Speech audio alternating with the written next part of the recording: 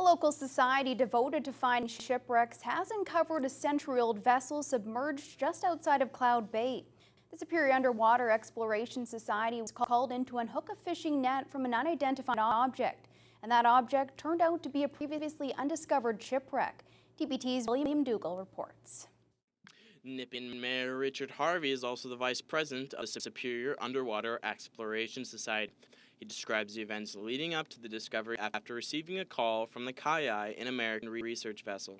We received a call, and not only had they snagged, but whatever structure was they snagged on was so secure and so solid that they actually had to cut the nets that they were dragging, the big trawl nets. They actually had to cut them loose and leave them behind. So, of course, I mean, recognizing that could be nothing more than a big rock outcropping that had never been marked on the charts, but obviously my hope and desire was that it was going to be a shipwreck of some sort. After arriving on the scene, Chris Berner, a director of the society, and Harvey entered the water to investigate the snag. We weren't quite on whatever we found, so we clipped off to the line and I started swimming out. And I looked over and I saw a big shape in front of me, and I knew right away we found a shipwreck and not the net. The moment the divers had found what appeared to be a wrecked ship, sonar operator Robert Valley said it was obvious they'd found something historic. I think it's exciting to see it on the bottom, and then when you watch the divers come up, when you actually, you know they found something because they're hooting and hollering before they even hit the surface. You hear them, the bubbles are just, it's a nice feeling to find something that's been lost. Harvey says the sunken barge appears to be more than 100 years old. He says safety is the primary concern before thorough documentation and identification can begin. Once the site is clear of potential hazards, the Society intends on digging deep to find out the history of this ship. Really exciting, though, to actually be able to say that you're the first person to actually see this vessel in over 100 years, probably. More information will be released once the ship has been thoroughly searched and identified. William Dougall, TPT News. It was a leap of faith for a number of Thunder Bay celebrities and others today. It came at the 3rd annual Easter Seals Dropzone event. The plunge off the side of Maple Crest Towers raises money for children with disabilities. William Dougall has more.